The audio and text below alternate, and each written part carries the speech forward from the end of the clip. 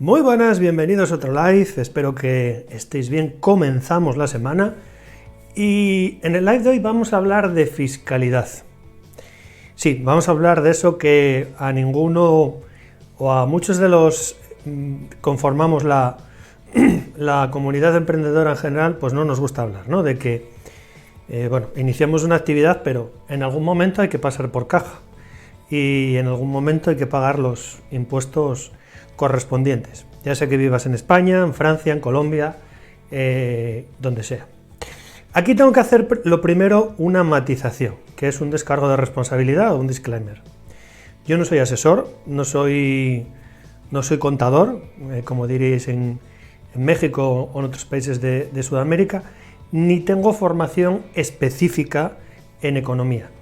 Pero sí, a lo largo de 22 años que llevo emprendiendo, me ha dado tiempo a conocer y he probado determinadas formas jurídicas y de distintas maneras de tributar y he conocido otras posibilidades de poder tributar y os hablo desde esa experiencia que yo tengo. También os hablo desde la experiencia que he visto en muchas personas en mi entorno que conozco, que tienen, están vendiendo, por ejemplo, aquí en España de una manera, o incluso tienen una empresa en Estados Unidos o venden desde otro sitio del mundo, ¿no?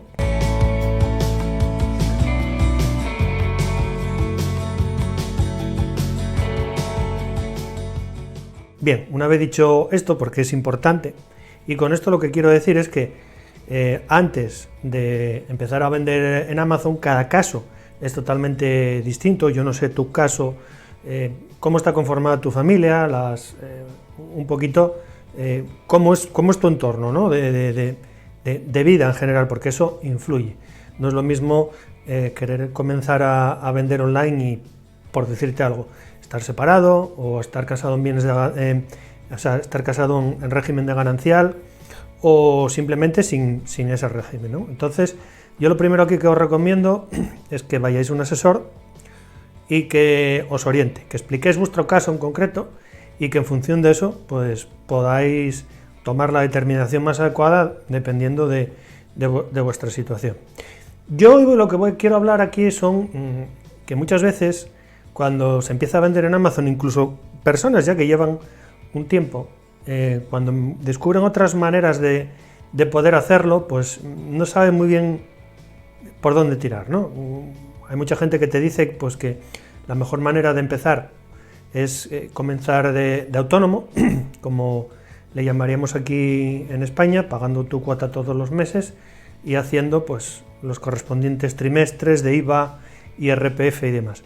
Y te encontrarás otro tipo de opiniones que te dirán que desde el primer momento puedes o tienes que colocarte como empresa y eso es una manera más ventajosa y demás. A ver, aquí yo quiero decir que no hay una manera buena y una manera mala. Como os estaba diciendo hace un ratillo, tiene mucho que ver con la proyección que tú tengas para tu empresa. Entendemos y se entiende que una persona, sobre todo cuando está un poco dubitativa y quiere entrar en el negocio del comercio online, muy pocas personas se plantean desde un primer momento montar una empresa, hacer una sociedad limitada o una empresa en cualquier otra parte del mundo y hacer su estructura como una sociedad. Que al final, por otro lado, tengo que deciros que es lo mejor por varias cosas que iremos viendo a lo largo del vídeo. Pero claro, entiendo que esos gastos de manera inicial, antes de empezar, pues depositar una cantidad determinada de dinero, pues, y sobre todo con el inconveniente, vamos a decirlo así de alguna manera, de que no sabes muy bien si vas a seguir en este mundo o no seguir en este mundo, pues es un poco difícil, ¿no? Otra cosa es una persona que ya lleva un tiempo, o que incluso como me pasó a mí, ¿no? Nosotros empezamos de manera, cada uno somos dos socios y empezamos en su momento a vender online de manera individual, pero bueno, después al final te das cuenta de que lo mejor es montar una sociedad por muchas razones. Claro, ahí en ese momento sabías que el comenzar como autónomo pues tiene una serie de desventajas. Pero como os decía, parte mucho sobre todo de tu posición, de cómo estés, de cómo te encuentres ahora en tu entorno y en un 90% de cómo tú te veas a futuro. Si realmente quieres apostar por vender en Amazon de manera que sea tu profesión, que lo que quieras hacer pues es comenzar a vender en España, después en Holanda, en Francia, en Italia, bueno, o en un momento dado estar presente en otro canal, pues comenzando en Shopify, con tu tienda propia, pues lógicamente cuanto antes lo profesionalices mucho mejor. Entonces, vamos a hablar un poco de las ventajas y desventajas de estar en un sitio y en el otro. La primera figura es el tema del autónomo. Como bien sabéis, y aquí me voy a ceñir a España, que es el ámbito que mayormente conocemos, ¿no? Sabéis que para vender en España, para hacer una actividad de este tipo, lo más normal es comenzar con autónomos. Claro, comenzar con autónomos tiene muchísima desventaja. ¿Por qué? Porque vendas o no vendas, factures o no factures, hagas tu trimestral de IVA o no lo hagas, los 288 creo que son, o 289 euros que hay que pagar hoy en día, no te los quita nadie. Yo que llevo 20 años siendo autónomo, la verdad es que al final te pones a plantear, y somos uno de los pocos países en el mundo que tenemos instalado este tipo de sistema, ¿no? Parece que tenemos que pagar por trabajar, en una palabra. Más allá de todo esto, pues claro, empezar con un lastre de este tipo es bastante complicado. Sí que es verdad que desde hace 4 o 5 años en España aproximadamente hay una cosa que se llama la tarifa plana, que es que durante el primer año vas a pagar una tarifa de 50 euros, ¿vale? De autónomos. Tus declaraciones de trimestrales de IVA y de IRPF las vas a tener que pagar, pero eso aquí en casi cualquier parte del mundo.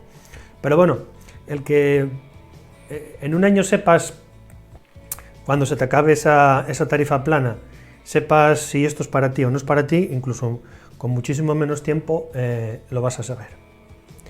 Después, más allá del tema fiscal, que estamos en clara desventaja con otros países como en Francia, por ejemplo, en los que creo que es así ahora, no se paga nada si no facturas, y si no alcanzas una determinada facturación. O sea, en Francia el concepto del autónomo no lo conocen pagar impuestos, lógicamente, pagar tu IVA y tu IRPF como tiene que ser.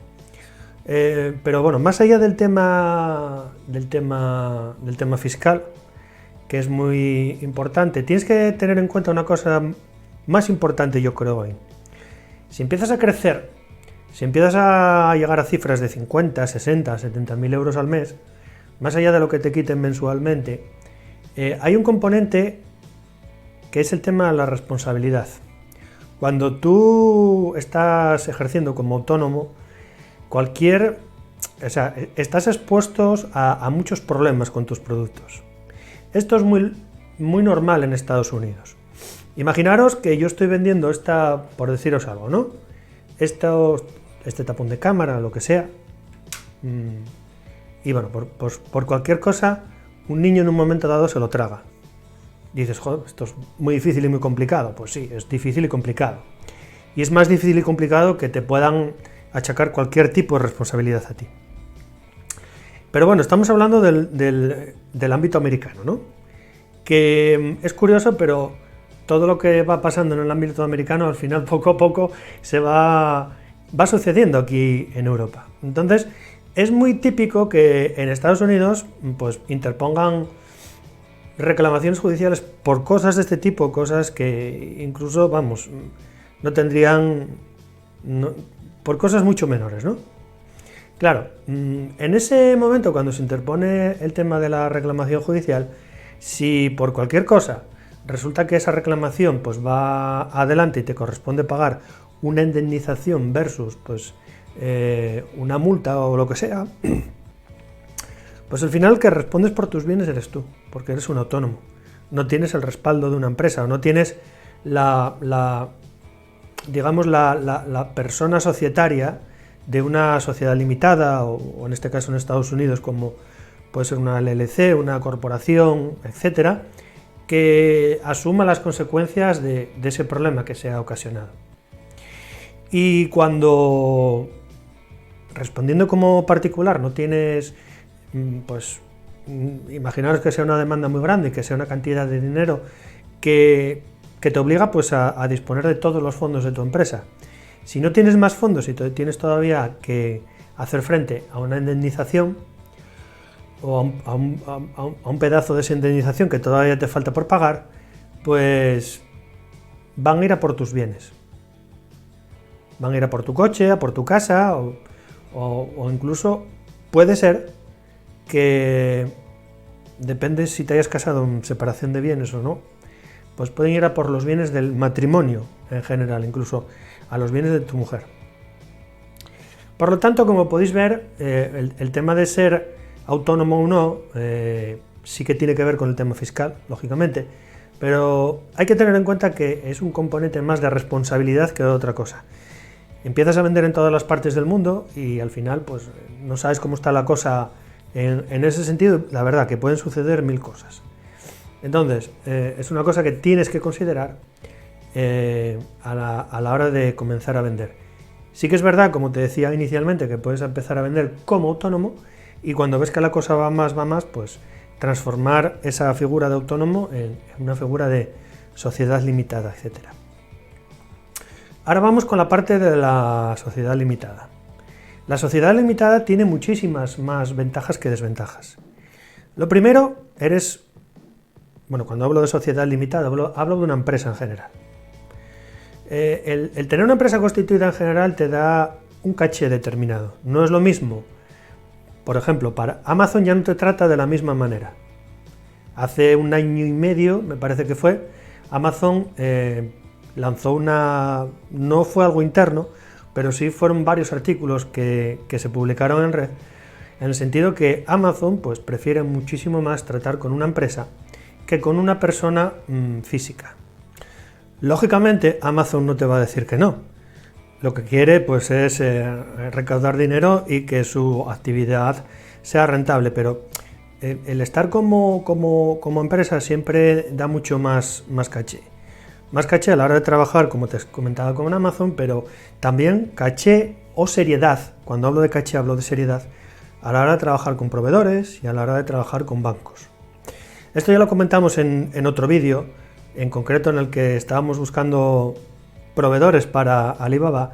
Las empresas en China, las que están en Alibaba, quieren trabajar con empresas, quieren trabajar o que esa relación sea continuada en el tiempo. Y entienden que no es lo mismo trabajar para un particular que trabajar para una empresa.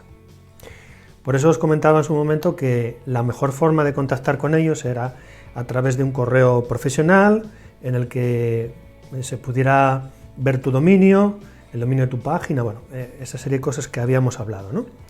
Pues aquí de la misma manera. También tenéis que tener en cuenta que no es lo mismo, y es una desgracia, pero hay que decirlo así, que cuando tú vas a pedir dinero a un banco, o cuando necesites dinero para pedir a un banco o cualquier tipo de entidad, no es lo mismo ir como una empresa que ir como un particular. Las cosas cambian bastante. Por lo tanto, como podéis ver, la figura de la empresa es muchísimo mejor y tiene muchas más ventajas que el empezar como autónomo. Ya no hablemos de la responsabilidad. Si sucede el ejemplo que os comentaba anteriormente, que si tenéis cualquier tipo de problema con un producto y decretan que vosotros debéis de pagar una indemnización, pues se van a ceñir única y exclusivamente a los bienes de esa sociedad, a los bienes de esa empresa. En ningún momento vuestros bienes se van a ver de alguna manera involucrados en esa indemnización, porque son dos entidades distintas. Una es la empresa a la que vosotros pertenecéis y otro es vuestro patrimonio. El patrimonio que, bueno, puede haber venido de esa empresa, pero que es independiente o se trata de manera independiente, tanto fiscal como judicialmente, como en otra serie de ámbitos. Entonces, como podéis ver, la figura jurídica de la empresa es muchísimo mejor que la de los autónomos. Como os comentaba, lógicamente, pues no todo el mundo puede empezar de manera como una empresa ya formada, sino que tienes que empezar, bueno, pues poquito a poquito, un grano y poco, pero bueno, que son cosas que hay que tener en cuenta. Pues nada, hasta aquí un poco el vídeo de hoy, espero que os haya servido. Ya os digo que son cosas a nivel general que tienes que tener en cuenta y que si lo quieres saber todo para tu caso en concreto, lo mejor es irte a un asesor. Espero que os haya servido y nos vemos en el siguiente live. Chao, hasta luego.